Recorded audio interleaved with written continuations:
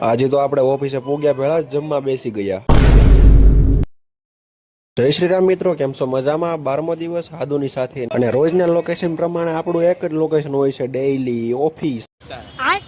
અને આજે આપણે છે નાઇટ ની અંદર, એટલે તમને ખબર જ છે ઓફિસે જવાનું હોય છે, એટલે આપણે નીકળી ગયા છીએ ઓફિસ તરફ। અને આપણે બેસી ગયા મિત્રની પાછળ ને મિત્ર તો ગાડીની બોલાવવા માંડ્યો બાકાજી, કારણ કે ફટાફટ પૂગવાનું છે આપણે ઓફિસે આવ્યા એની થોડીક જ વાર થઈ ગયા, બેસી ગયા બધા જમવા, કારણ કે બધાને લાગી હતી ભૂખ।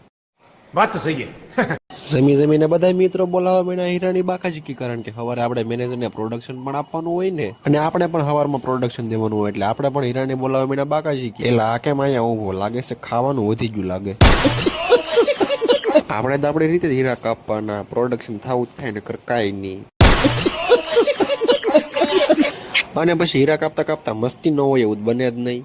આપણે પાછા યો આની સિંગ ના ફેન ઈ કરે એમ તો આપણે કરવાનું જ તે। અને પછી ફૂલ ઉતાવેળા વહી બહાર ને, કારણ કે આપણને આવતી હતી બહુ ઊંઘ આવે, એટલે આપણું લોકેશન ફિક્સ જ હોય કે હાથ પગ ધોવા ને મોઢું ધોવા જવું જ પડે આપણે એમાં।